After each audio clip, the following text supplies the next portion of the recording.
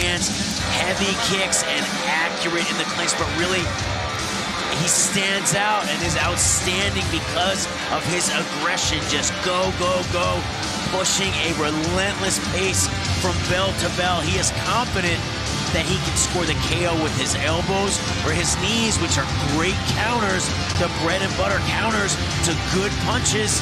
I think in this fight, I want to see him establish the body kick on the outside, get that rhythm, then work his way in close, use the clinch to shut down the boxing and set up opportunities for those knockout weapons, his elbows and his knees.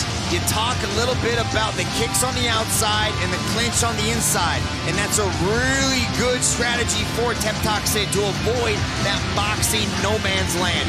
Wants to go in and out of those two long and close ranges, stay away from the boxing.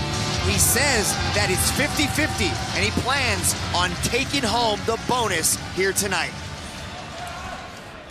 Up next, we have three 3-minute rounds of Muay Thai, contested at 126 pounds.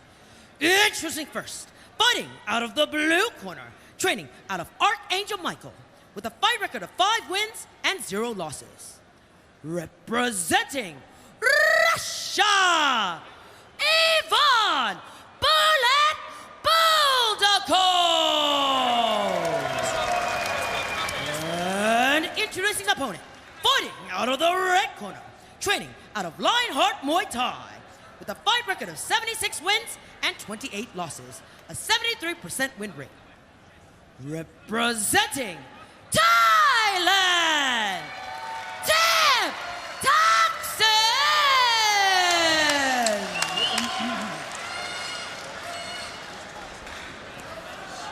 Okay guys, both understand the rules, listen to me at all times, protect yourselves at all times. If you want to touch gloves now. Come on. Judge. Referee Ricky Sewell giving us the final instructions for Teptaksiin and Ivan Buldakov. 1 Friday fight. This is the entry-level platform in search of rising talent who can become future world champions. And we're already seeing some explosive, fast-paced movement from Buldakov as he is slipping and ripping, Brian. Teptaksiin pushing straight forward, wanting to get inside. Look at the angles and the footwork, though, of Buldakov, giving Teptaksiin lots of different looks. Those angles create opportunities for counter shots. They really set up the hands of Buldakov well, as long as he can avoid the clinch. Yeah, but Teptaksiin is strong inside that clinch. He's trying to get there, trying to find his way around these hands that just keep coming at him. Buldakov jabbing forward, trying to find that right hand. I like Teptaksiin throwing that high kick after the Buldakov throws those hands. Nice little belly-to-belly suplex right there by Teptaksiin, but that's not allowed. Referee Ricky Sewell giving him the warning. Really fast hand exchange coming from Buldakov as he's moving around very well, creating that lateral movement. Good inside low kick by Teptaksiin to disrupt that movement. Yeah, so loose and light with his feet. Great jab, measures with it, uses it to distract and provoke his opponent. Creates the smoke string to take those angles. Teptaksiin, though, really driving forward, making it difficult for Buldakov to use the angles that he wants to. Buldakov's doing a good job of circling to the weaker side of Teptaksiin. A lot of good movement to his right side. But Teptaksiin strong inside that clinch. Those knees to the body doing good work for Teptaksiin. Again, that high kick at the end of the punches. Good weapon for Teptaksiin. And if Teptaksiin can get him in the clinch, he can grind him down, make him tired, take away some of that pep in his step, that light, loose footwork. You need to be full of energy. You need to be relaxed to use that. And if Teptaksiin can just get in there and grind in the clinch, he can shut some of that down. When you were speaking about it on the walk, Brian, Teptaksiin needed to avoid that boxing range, get tight inside that clinch, and that's what Buldakov's giving it to him as he tries for a lead hand elbow. Too much momentum, takes his feet from under him as Buldakov measures those high kicks. doing a good job of deterring Boldakov from really committing after those punches. He has to stay sharp after the hand combinations because that high kick is coming right after it. That's right, it's on the lead side. Teptoksin throwing that left leg high as well.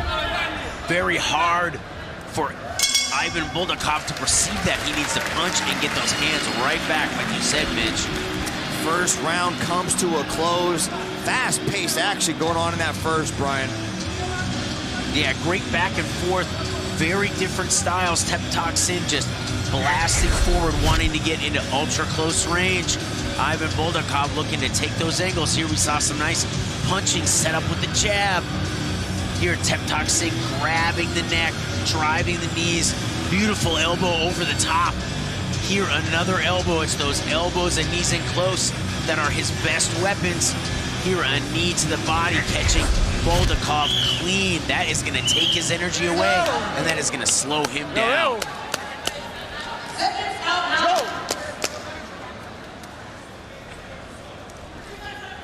Second round here at the iconic Lumpini Stadium. Some of the best fights in the world have happened in this very building, and what a night we have had so far. These fighters are competing for a potential $100,000 contract into one, the biggest stage of martial arts. Teptoksin doing a good job of utilizing that lead leg to deter the punching of Boldakov. He lands a nice knee on the exit, staying real tight in his defense. As Boldakov lands a knee, spins him around, looks to land the right hand, but runs right into a knee. Teptoksin just continuing to do a great job eating up that space, not giving Boldakov the room that he needs to be technical. The room that he needs to take the angles, to set up the punches. Teptoksin just driving in and then throwing elbows and knees on top of him. What would you like to see from Teptoksin and Boldakov on the other side here in this second? I think Teptoksin has a great game plan so far. There, that high kick again. That's a great, wild technique to throw as he drives forward. Here, these elbows in close. Great weapons. It's going to wear Boldakov down. Boldakov needs to find a way to keep the distance. Jabs, teeps, circling, but this is one of Teptoksin's big weapons. It's just his aggression, Mitch, and his ability to press forward continuously. Just melting Boldakov inside the clinch and just relentless in his hunt to get inside that clinch. First round, he spent a little bit more time at distance, but here he is just closing the gap and smothering the Russian.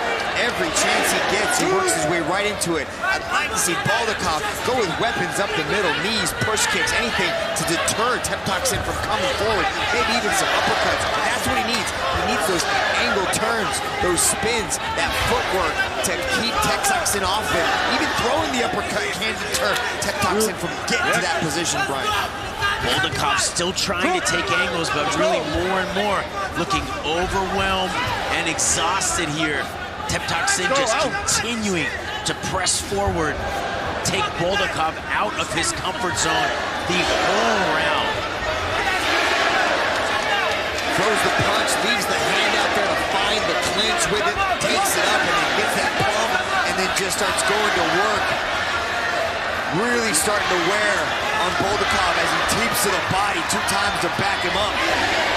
Backs him up to the ropes with the push kicks. He can't go anywhere, and the clinch is right there. Really smart distance management coming from Teptoksin as the 10-second clapper sounds. Well, and this is just exactly how Teptoksin fights. And he can do this the whole fight. Continue to drive, just exhaust Boldakov, take away all the room that he needs to be technical, to be clean. Exhaust him, take the power off of his shots. Really, Teptoksin utilizing a great game plan and being very disciplined and sticking to it. Let's take another look here. Getting that left kick up high, landing on the neck of Boldakov there.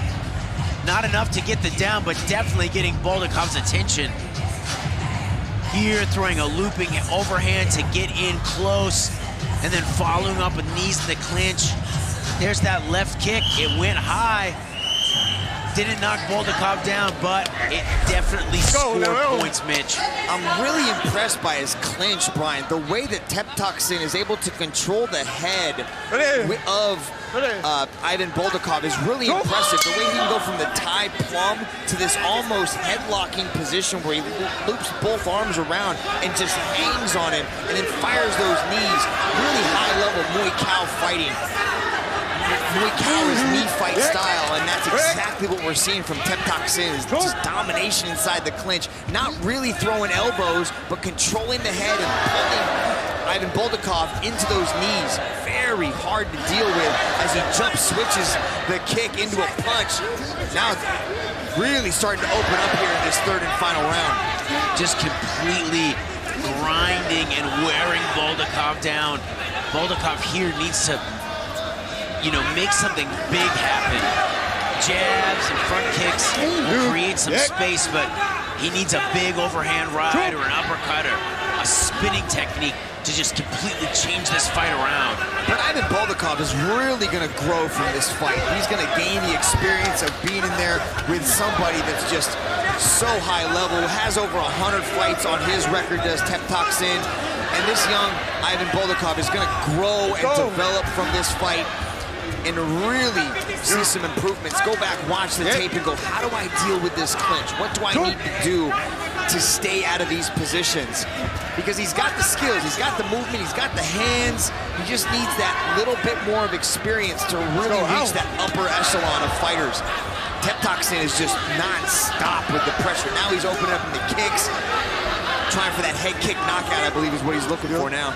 Yeah, Teptoksin has stepped off the gas slightly at kicking range, though, utilizing kicks to the body and to the head. Here, a bit more of a counter-fight style, spinning to the elbow. Fancy technique. Teptoksin just really elite-level conditioning to be able to push like this the whole fight. Boldakov landing a spinning back fist as Teptoksin continues to open up the repertoire as he gets back into the clinch. At range, he's playing, you know, a little bit of roulette, but when he's inside that clinch, that's the safe zone to be in. You can just dominate Ivan Boldakov there. But at range, he's getting, you know, fancy. Well, and this is the downside of playing the long game. The counter game here is giving Boldakov the room that he needs to basically affect his own strategy. Pump the jab, take the angles, throw the looping overhand right. Teptoksin continuing to stay out of the danger zone, using his front kick, lunging in with the right hand to close the gap. He needs to be careful. There's only 10 seconds left, but all it takes is one punch to really change the trajectory of a fight, Mitch. Lately, Teptoksin has looked spectacular, though, getting a big split decision win over Sin Dong Tong, and then going back-to-back over Yelta Blumar on One Friday Fight 72.